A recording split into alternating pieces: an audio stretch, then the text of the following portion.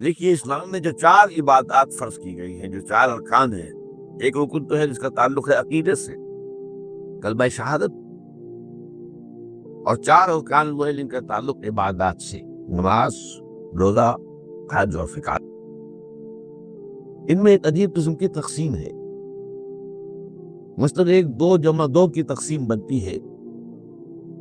2 عبادات ان میں سے وہ ہیں جو ہر مسلمان پر فرض ہے، امیر ہو غریب ہو، مرد ہو عورت ہو، ہر ایک پر فرض ہے، نماز اور روزہ، یہ دونوں چیزیں ہر ایک پر فرض ہے۔ لیکن 2 وہ ہیں کہ جو صرف صاحب استطاعت لوگوں پر فرض ہے، وہ عام نہیں ہے۔ جو صاحب نصاب ہے ان پر زکوٰۃ ہے، جو صاحب استطاعت ہے، حج کرنے کی استطاعت رکھتے ہیں، ان پر حج ہے۔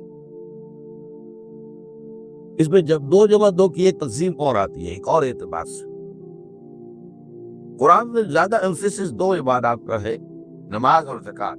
اقیموا الصلاۃ وآتوا الزکاۃ، اقیموا الصلاۃ وآتوا الزکاۃ، اقیموا الصلاۃ وآتوا الزکاۃ، یقیمون الصلاۃ ویؤتون الزکاۃ۔ یہ گویا کہ بنا ہوا ہے جوڑا، جبکہ یہ صورتحال جو ہے روزے کی بھی نہیں ہے اور حج کی بھی نہیں ہے۔ صلاۃ اور زکوٰۃ کا حکم بے شمار مرتبہ قرآن میں آیا، اور روزے کے سارے احکام ایک مقام پر سورہ بقرہ کے 23 رکوع کی 6 آیات میں سب کا سب بیان ہوئے۔ باقی تو بعض جگہوں پر اس کا صرف اس اعتبار سے تذکرہ ہے کہ اگر کوئی کفارہ ادا کرنا ہے اس کے لیے اتنے روزے رکھ لو، ورنہ یہ ہے کہ روزے کا اپنی جگہ پر مستقل بذات جو ہے وہ ذکر یا حکم موجود نہیں۔ اس اعتبار سے غور کیجئے، حج کا معاملہ بھی یہی ہے۔ وہ ایک تو یہ کہ سورہ آل عمران میں اس کی فرضیت کا ذکر آیا، وہ میں نے آیات آپ کو پڑھ کر سنائی، ہم 2 آیات ان پر ابھی گفتگو کریں گے۔ سورہ بقرہ کے 24ویں اور کچھ 25ویں رکوع میں کچھ اس کے مناسک بیان ہوئے، سورہ حج کے 4تھے رکوع میں اس کے مناسک بیان ہوئے، بس باقی پورے قرآن میں تو اس کا ذکر نہیں۔ تو اس اعتبار سے فرق ہو گیا 2 جمع 2 کا۔ لیکن یہ جو ان کی اہمیت اس اعتبار سے کم ہو گئی ہے، اللہ تعالیٰ کی عظیم حکمت نظر آئی کہ ہماری جو 2 عیدیں ہیں وہ ان 2 عبادات کے ساتھ منسلک کر دی گئی۔ روزوں کے اختتام پر عید الفطر، حج کے ساتھ عید الاضحیٰ۔ تو گویا کہ ان 2 عبادات کی اہمیت میں اگر کسی درجے میں کوئی کمی محسوس ہوتی ہے قرآن مجید کے بیان کے حوالے سے، تو اس کی تلافی اس سے ہو جاتی ہے کہ عیدین ہماری 2 ہی عیدیں ہیں، 2 ہی تہوار ہیں، اور وہ ان 2 عبادات کے ساتھ جوڑ دیے گئے۔ اب آخری بات سمجھیے، 3 جمع 1 کی بھی ایک تفریق ہے۔ 3 عبادات وہ ہیں جو موقت ہیں صرف، یعنی معلق بالزمان، ان کا تعلق وقت کے ساتھ ہے، یہ نہیں کہ کسی خاص جگہ سے متعلق ہے۔ نماز ہر جگہ فرض ہے، ہاں البتہ اس کا وقت آئے گا، اگر سورج جو ہے نصف النہار سے ڈھلکے گا تو ظہر کا وقت ہوگا۔ اگر کسی وجہ سے اللہ تعالیٰ کی حکمت ہو کہ سورج وہیں کا وہیں کھڑا رہ جائے تو ظہر کا وقت آئے گا ہی نہیں، ظہر فرض ہوگی ہی نہیں۔ مغرب اسی وقت فرض ہوگی جبکہ سورج غروب ہو جائے۔ اگر کسی وجہ سے سورج غروب نہ ہو، اور کیا پتہ یہ ساری باتیں جو ہے قیامت کا جو زلزلہ آنے والا ہے اس میں یہ ساری ہی باتیں ہونے والی ہیں، سورج مغرب سے طلوع ہوگا، یہ تو وضاحت کے ساتھ کہا گیا ہے، تو مغرب کا وقت نہیں آئے۔ اسی طریقے سے رمضان کا مہینہ آئے گا تو روزے فرض ہوں گے۔ اس حوالے سے یہ زمانے کا تعلق تو ہے لیکن کسی مکان سے کوئی تعلق نہیں۔ حج وہ ہے جس کے تقریباً تمام مناسک جو ہیں وہ خاص مقام پر ادا ہوتے ہیں۔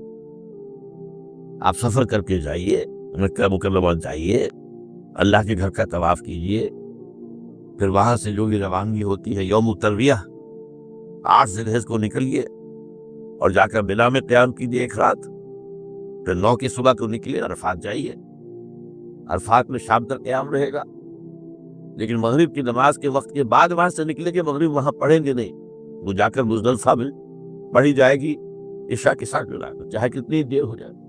بہرحال یہ ساری چیزیں ایک خاص مقام کے ساتھ ہیں، منسلک ہیں، ہر جگہ پر یہ ادا نہیں ہو سکتا۔ اب اس میں دیکھیے حکمت نظر آ رہی ہے، چونکہ حج جو ہے ایک خاص جگہ پر ایک خاص مقام سے وابستہ ہے، اس کے ساتھ جو عید الاضحیٰ وابستہ کی گئی ہے، یہ گویا کہ حج ہی کے ایک رکن کو پھیلا دیا گیا ہے۔ قربانی جو مناسک حج میں بڑی اہمیت کی حامل ہے، اسے عام کر دیا گیا۔ تم مدینہ مکہ تو نہیں پہنچ سکے ہو، لیکن یہاں پر قربانی کے اندر تو شریک ہو جاؤ۔ اور بعض مشابہتیں اور بتائی گئی ہیں کہ ذی الحجہ کا چاند طلوع ہو جائے تو اس کے بعد حجامت نہ کراؤ، ناخن نہ کاٹو، وہ جو کچھ بھی آپ کو معلوم ہے احرام کی کچھ پابندیاں ہوتی ہیں، ایک مشابہت کسی درجے میں ٹھیک ہے، اب وہاں نہیں ہے، لیکن ان کے ساتھ ایک مشابہت پیدا ہو رہی ہے۔ تو قربانی حقیقت جو ہے عید الاضحیٰ، وہ گویا کہ ایکسٹینشن ہے حج کی، کہ تمام عالم اسلام کے اندر جو ہے تمام مسلمان جہاں بھی کہیں ہیں وہ حج کے اس ایک منسک کے اندر شریک ہو جاتے۔ تو یہ میں نے چند باتیں تمہیداً عرض کی ہیں ان عبادات اربعہ کے بارے میں، ان کی جو ریلیٹیو حیثیت ہے ہمارے دین میں۔ اب آئیے حج کا معاملہ کیا ہے، وہ پورا ایک خاص علاقے سے متعلق ہے اور ایک خاص شخصیت سے متعلق ہے، یہ بھی نوٹ کریں۔ چنانچہ جو آیات میں نے آپ کو سنائی حج کے بارے میں، ان اول بیت وضع للناس للذی ببکۃ مبارکم وہدی للعالمین، یقیناً پہلا گھر جو بنایا گیا لوگوں کے لیے، یعنی اللہ کی عبادت کے لیے، کہ لوگ وہاں جمع ہوں اللہ کی عبادت کے لیے، وہ ہے جو بکہ میں ہے۔ بکہ اور مکہ یہ ایک ہی لفظ ہے،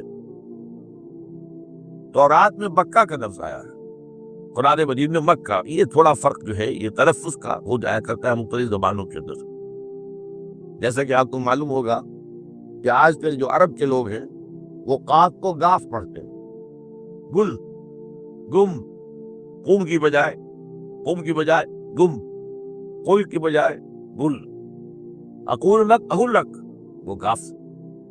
تو یہ جو ہے فرق ہو جاتا ہے۔ تو بکہ، وادی بکہ، یہ ہے در حقیقت مکہ مکرمہ، جو پہلا گھر جو بنایا گیا ہے، اور اس کے بارے میں جو عام طور پر مشہور ہے کہ اس کے معمار حضرت ابراہیم ہے، یہ بات صحیح نہیں۔ اس کے معمار اول حضرت آدم علیہ السلام خود اول بیت ہے نا، پہلا گھر۔ تو کیا یہ ممکن ہے کہ آدم سے لے کر ابراہیم تک کوئی گھر اللہ کی عبادت کے لیے بنا ہی نہ ہو؟ تو ناممکنات میں سے اول بیت میں خود دلیل موجود ہے، حضرت آدم علیہ السلام نے اس کی تعبیر کی۔ البتہ اس کے بعد بعض سیلابوں کی وجہ سے یہ عمارت گر گئی، اور کچھ جو وہاں پر آبادی بنی۔ دیکھیے اسلام میں جو 4 عبادات فرض کی گئی ہیں، جو 4 ارکان ہیں، ایک رکن تو ہے جس کا تعلق ہے عقیدے سے، کلمہ شہادت، اور 4 ارکان وہ ہیں جن کا تعلق عبادات سے، نماز، روزہ، حج اور فقہ۔ ان میں ایک عجیب قسم کی تقسیم ہے۔